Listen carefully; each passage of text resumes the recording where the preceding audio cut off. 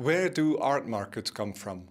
How is it possible that in many countries all over the world where, let's say 25 years ago, there was not an art market at all, now we find flourishing, booming art markets. You will see gallery districts that are chock full of contemporary art galleries.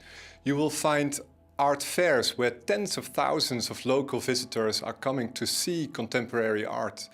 And you will see that in the world's main auction houses like Christie's and Sotheby's, who organize prestigious auctions in London and New York, works of art made by artists born in Latin America or Asia are now being sold for millions of dollars. And you will see that the world's super rich billionaires, think of people like Roman Abramovich, who you may associate with football clubs or with super expensive yachts, are now also buying contemporary art. Last year there was an auction in which a work by Francis Bacon was being sold for over $140 million. It's the most expensive work ever sold at auction. And two of the people who were bidding at that very work came from Asia, not from Europe or the United States, the kind of historically the centers of the art market. So where did these Asian buyers that were in the auction room at that time, where did they get the idea that art is so valuable, that it is worth that much? Is this just a matter of economics? Is this all just a matter of wealth being created all over the world, a large number of super rich people that can afford to buy art, or is there more at stake here?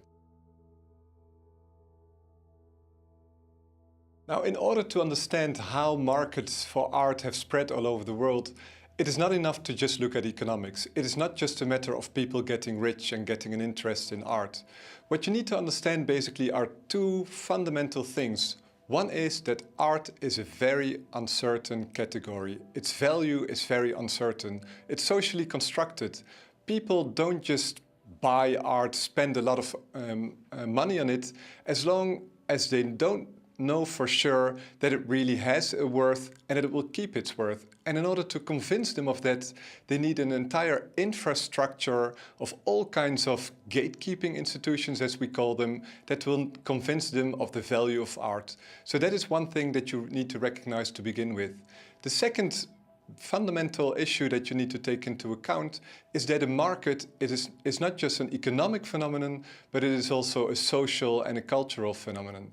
In order for markets to spread and for an art market to spread all over the world, a lot of social and cultural work needs to be performed. You need institutional entrepreneurs who have studied art markets in other parts of the world and who are able to let those institutions travel, to copy them, who understand the gallery model or the art fair model, and who are able to set those infrastructures up in their own country. You need to understand that some of these people who are now buying art, who are spending thousands of dollars on it, they used to be poor, and art for them is a way to resolve status anxiety. It enables them to separate themselves, to distance themselves from the lower social classes to which they were part themselves not more than 5 or 10 years ago, and at the same time to identify themselves with a new global cosmopolitan elite who meet at these art fairs and at the auction houses. So in short, you need to understand that a market is not just an economic process